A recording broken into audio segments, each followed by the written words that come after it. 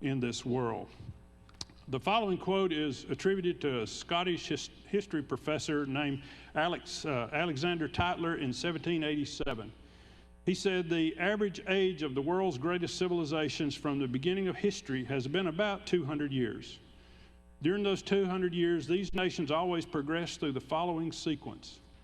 They went from bondage to spiritual faith, from spiritual faith to courage, from courage to liberty, from liberty to abundance, and then from abundance to complacency, from complacency to apathy, from apathy to dependency, and from dependency back to bondage."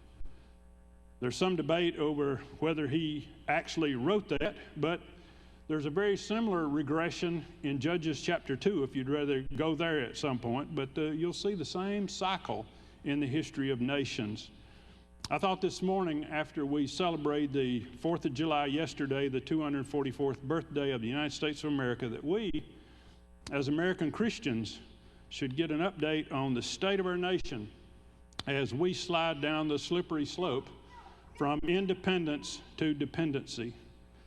While we were hunkered down for the past 4 months, sheltering in place, making masks, social distancing, wiping down surfaces with Lysol, and daily watching the COVID-19 death stats on TV, it turns out the globalists were very busy. They've been working on their new world, their one world order.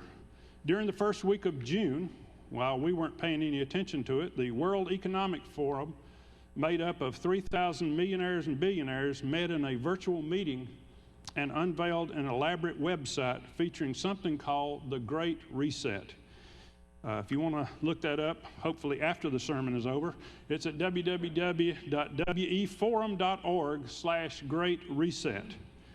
Anyway, on June the 3rd, 2020, in Geneva, Switzerland, a guy named Klaus Schwab, founder and executive chairman of the World Economic Forum, and also His Royal Highness Charles, Prince of Wales, announced that the global health crisis has laid bare the unsustainability of our old system in terms of social cohesion and the lack of equal opportunity and inclusiveness and the lack of care for our planet. This Great Reset is commitment to jointly and urgently build the foundations of an economic and social system for a more fair, sustainable, and resilient future. This Great Reset will be the theme of the January 2021 meeting, when thousands of young people, they say, in more than 400 cities around the world will be interconnected with a powerful virtual hub network to connect with these rich leaders in Davos to help implement the United Nations Agenda 2030 Sustainable Development Goals. So while they keep referring to the COVID-19 pandemic as a crisis, they also keep calling it an opportunity to remake a better world. It's kind of odd. I didn't know that they could see it coming, but apparently they could, and so we're using this as an opportunity to remake a better world, a more unified world. They say when you face global problems like global pandemics, worldwide economic depression, nations going trillions of dollars in debt, systemic racism, trade imbalances, inequalities in education, health care, communications, and income, and of course, global climate change, there is no way that any single nation, no, not even the United States of America, can fix these problems. No, we need global solutions. We don't need to make America great again. We need to make the planet great again. And by uniting together under the governance of the United Nations, we can save our planet and we can transform our world. Now again, if you'll go to that website and look up Great Reset, you'll see very sophisticated plans for how they plan to fix all the problems of the world. These solutions to the world's problems are presented in a circular diagram. And around the circle, there are 53 major transformations, as they call them, that the World Economic Forum has planned. And if you click on any one of those 53 labels, there appears another circle with dozens of plans needed to fix each one of these problems. I thought I'd familiarize you. We don't have time to do all 53, but I'll give you a few just to give you an idea of where we're headed with this. One of them is digital currency. It means cash is soon to go away. We're going to be a digital currency all around the planet. And of course, the digital currency will be connected by something called blockchain. Is anybody in here familiar with blockchain? Blockchain technology will be able to track and save every transaction of every person in the world. Yes, the United Nations will know whether you pick Pepsi or Coke, but they'll be able to keep up with all your purchases. There will be artificial intelligence, the Internet of Things, where every electronic appliance in your home will be transmitting data to Big Brother at the United Nations. It's already happening now in a lot of cases in our homes that we're not aware of, but soon, with the advent of 5G, which is just around the corner, they will enhance this data collection. They have a tab for urbanization, or moving everybody out of the country to smart grid cities. They have a tab for international travel and tourism, also known as immigration and a world without borders. They have digital IG, where everybody, digital identification, where everybody on the planet will be identified using some form of biometrics that they have not unveiled yet. There will be, of course, universal health care and vaccinations for everyone, so get your arms ready. Climate change, they're talking about the decarbonization of energy. No longer will there be any gas or oil. It's going to all be new, modern, environmentally friendly energy. They also have a tab for control of the environment and natural resources. They plan to regulate air, land, yes, indeed, water they will be regulating. Had a tab called the future of food. You want me to give you a hint about the future of food? No meat. It will look like meat, but it's not meat. They plan to fix systemic racism and also to go mainstream with the LGBTQ plus agenda. They even had an article on their website that explains, they said scientifically, how cities that embrace LGBTQ lifestyles recover more quickly from COVID than anybody else. Apparently, we've changed what the scientific method is. When I was in school 40 years ago, because I looked at and I couldn't see the scientific basis for it, but nevertheless, there it is. And of course, did I mention taxation? Yes, they have a tab called taxation. To pay for all these plans, there will be lots of taxation. Now again, if you're going to go to that website, be sure and set aside hours, because there are hours of content on what they have prepared for us earthlings as they implement these plans. Now, how many of you believe that these global elitists did all this in the 4 months that we were down? No, apparently they've been working on this one for a while. And again, as you look at each one of them, you see the plan is to fulfill the UN Agenda 2030, which incidentally I preached on June the 3rd. While they were making their announcements, I was preaching on UN Agenda 2030 here, and they didn't call me for advice or anything. But anyway, if you go to the website is overwhelming. But to simplify these elaborate plans, for those of you who don't have a long attention span, they developed a World Economic Forum Great Reset 1.5-minute video that's called simply that. You can find it out there on YouTube on your computer.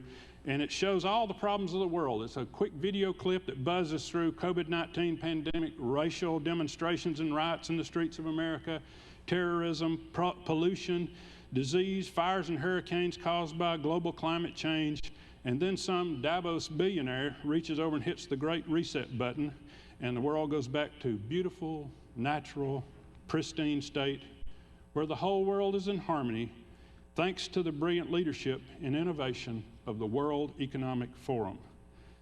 But to simplify it further, I wanted to refer you back to my April the 19th sermon on the coronavirus and the end of the world, where we talked about the Hegelian dialectic. Remember, it was a 3-step movement: problem, reaction, solution. The World Economic Forum has been very involved in the problem. As we noted in that sermon back in April, there's lots of circumstantial evidence that the World Economic Forum, the Bill and Melinda Gates Foundation, and the Johns Hopkins Michael Bloomberg School of Public Health, and Dr. Anthony Fauci, National Institute of Allergies and Infectious Diseases, were very involved in the origins of this coronavirus problem. It also goes without saying that the billionaire bankers of the World Economic Forum and the International Monetary Fund are very involved in the problem of financing the trillions of dollars in debt that nations are spending to fight this virus. Right now, the national debt of the United States of America is $26 trillion and climbing. Wonder who's going to pay that off. It even appears that the World Economic Forum might be involved in the racial problems we're experiencing in the United States and around the world. Take, for example, one of the organizations at the forefront of the racial unrest in America is Black Lives Matter. One of the Black Lives Matter co-founder, Patrice Cullors, admitted that the group is led by trained Marxists. She says in her own words, "I think the first thing is we do have an ideological frame. Myself and Alicia Garza, who is one of her co-founders, in particular, are trained organizers." She explained this during an interview with Real News Now. She said, "We are trained Marxists. We are super versed on ideological theories." Just so you know, Black Lives Matter is also bigger than racism. If you'll go to their website, blacklivesmatter.com, and you'll see that they also advocate for the LGBTQ plus agenda and for the end of Western civilization in general and Christianity in particular. But that begs some questions in my mind, and that is, where did they get this Marxist training? Well, I looked up Patrice, and turns out she's not an oppressed black woman from the streets. She's actually a Fulbright scholar trained at the University of California at Los Angeles, UCLA, in Marxist theory.